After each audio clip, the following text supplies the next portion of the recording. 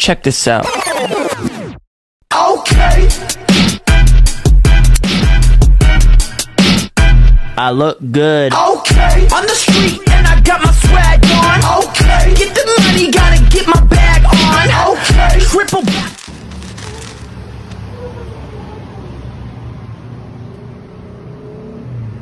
Perkenalkan, nama saya Satria Yuda Pratama dengan teman saya Abiza Rasya. Pada kesempatan kali ini kami ingin mewawancarai salah satu UMKM di Kota Palu, yaitu Cozy Coffee. Kami akan membahas beberapa aspek penting dalam pengenalan usaha ini, mulai dari perjalanan kewirausahaan, bentuk badan hukum, laporan keuangan, sumber pendanaan, hingga rekomendasi pengembangan bisnis. Malam Kak. Malam ini kami dengan kakak siapa? Dengan Fahri dari owner Cozy Coffee. Baik, malam ini kami dari Cozy Coffee dengan ownernya sendiri. Baik Kak, bisa Kak ceritakan bagaimana awal mula berdirinya Cozy Coffee ini? Nah, jadi awal mula dari Cozy Coffee ini sebenarnya dari keresahan ya, karena di Palu itu menurutku tidak ada kafe yang dia punya konsep sekat-sekat begitu, ada ruang privacy-nya. Maka saya bikin konsep kafe yang konsep introvert. Nah, hasil kita coba 3 bulan, bukan 3 bulan, yang bisnisnya pas, sehingga banyak mendapatkan traffic pengunjung. Gitu, sejak aja dari situ bisa pribadi. Itu sih.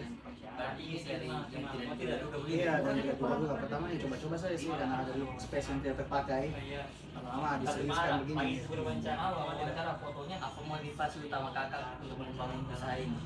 Motivasi ini hanya untuk memperlihatkan sih kalau di Kota Palu itu sebenarnya konsep kafe itu tidak hanya menutup gitu-gitu saja, sebenarnya bisa diambil pivot yang lain, model yang lain gitu.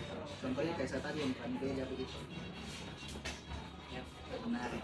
Kalau boleh tahu, apa tantangan terbesar dalam membangun Cozy Coffee? Pertama terbesar itu pertama di awal branding, bagaimana brandingnya. Terus kedua kalau kita bicara keuangan pasti dalam modal itu pasti kafe lain sudah punya nama sama sudah punya modal besar. Terus yang ketiga bagaimana menjaga quality controlnya, menjaga kontrol dari minumannya, apakah konsisten atau tidak. Tetap manajemen sendiri dari manusianya, itu yang sulit. Kalau boleh tahu Kak, usaha Cozy Coffee ini memiliki bentuk bayar umum apa seperti apa? Kalau kita masih untuk usaha pribadi, gitu. Ada PT ya persoalan.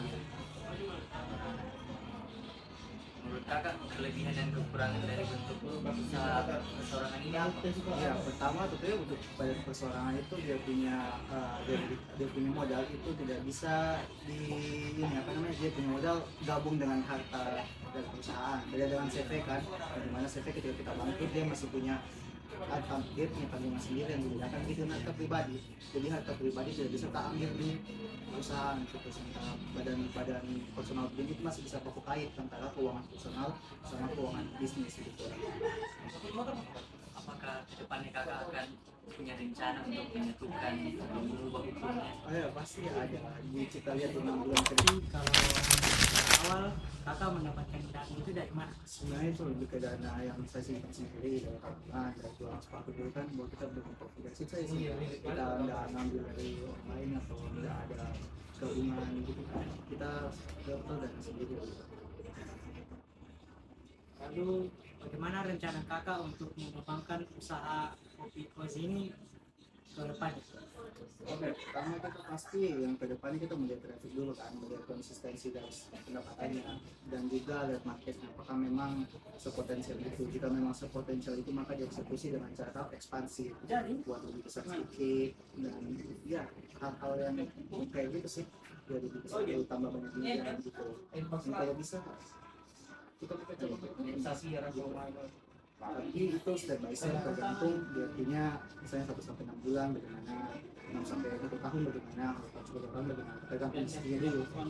Ketika 1-6 bulan oke, kita tambah ekspansi 1 tahun kita mencoba melakukan itu sih tergantung step by step timeline-nya saja gitu. Berarti bagus sekali kan. Kami juga merekomendasikan agar kakak membuat nomor induk berusaha dan izin usaha mikro supaya lebih mudah menjalin kerjasama dan mendapatkan bantuan modal. Jadi demikian hasil wawancara kami dengan pemilik UMKM Cozy Coffee Palu. Semoga bisa menjadi inspirasi bagi pelaku UMKM lain di Sulawesi Tengah. Terima kasih. Demikian hasil wawancara yang telah dilakukan pada malam ini selaku pemilik UMKM Kafari sendiri. Dari wawancara ini dapat disimpulkan bahwa keberhasilan usaha tersebut tidak lepas dari kerja keras, inovasi, dan komitmen dalam menjaga kualitas produk serta kepuasan pelanggan. Semoga hasil wawancara ini dapat menjadi inspirasi bagi pelaku usaha-usaha lainnya untuk terus berkembang dan berkontribusi terhadap perekonomian masyarakat. Terima kasih. One is the loneliest number that you'll ever do.